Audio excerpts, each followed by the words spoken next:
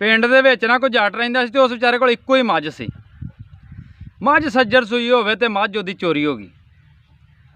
2-4 ਦਿਨ ਉਹਨੇ बड़ी ट्राई मारी, मझ लभण की कोशिश की, लेकिन उसकी मझ ना लभी। वो थक गया, अपने पीरां कोल चला गया कि मेरी मझ नहीं लभदी।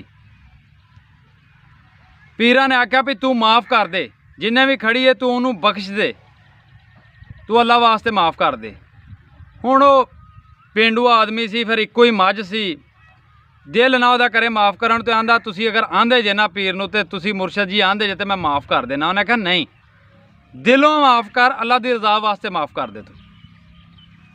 उन्हें माफ़ करके ते घर चला गया। सवेरे जो सुता उठ्या ना तो ओहदी मझ जेड़े किले नाल उन्हां बन्नी सी ना, वो किले समेत ओहदी मझ वेख्या ते ओहदी अपनी खुरली ते आण के सवेरे खलोती होवे ते जिहड़ा ओहदा फल सी ओह भी नाल होवे। उह नस्सिया ते अपने पीरां कोल चला गया, जाके आंदा भी वो गाय वापस आ गई जिहड़ी मैं माफ़ कीती सी, ते दसो मेरे ते हलाल है या हराम है। पीरां ने आख्या तेरे ते हलाल है, उहदा दुध पी, अपने बच्चों भी पिया ते उहनूं बन ते उहदी सेवा कर। वो आंदा पीर जी मुर्शद जी ये की माजरा, मैनूं गल ते असल दसो। उन्हें आख्या असल गल ये वे पुत्र, जिन्नी देर तक तू माफ़ नहीं सी कीती वो मझ उन्हां ते हराम सी, जिहड़ा दुध पी रहे सन हराम सी। जदों तू माफ़ कर दी तो वह दुध उन्हां ते हलाल हो गया, ते हलाल दी उन्हां नूं आदत नहीं सी, क्योंकि एक हलाल दा जिहड़ा वो हलाल दा ही हलाल दी चीज़ पसंद करदा वे, हराम दा जिहड़ा वो हराम ही पसंद करदा, उहनूं हलाल चंगा नहीं लगदा। ते जदों उन्हां नूं वो हलाल उन्हां दे हक च ही नहीं सी ते हलाल उन्हां कोल रह ही नहीं सी सकदा, तां करके तेरा हलाल सी तेरा वापस आ गया।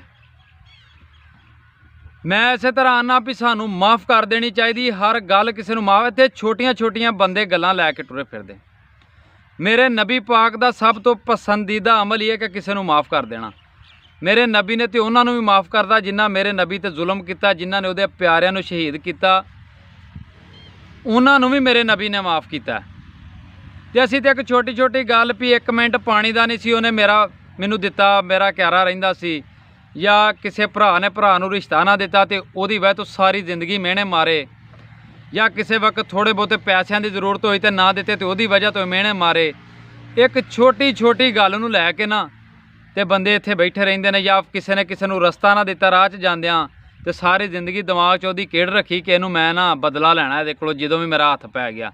नहीं, इस्लाम इजाजत नहीं दिंदा। इस्लाम आंदा उहनूं माफ़ कर दिओ। मैं ना अगर तुहाडे नाल भी किसी ने कोई छोटा मोटा वादा किया तो अल्लाह दी रज़ा वास्ते माफ़ करके वेखो, फिर वेखियो मेरा अल्लाह पाक तुहानूं किन्ना नवाजदा है। ते बाकी मेरी दुआ है मेरे प्यार करन वाले जिथे भी होण सदा हसदे रहो, वसदे रहो, शाद रहो ते आबाद रहो।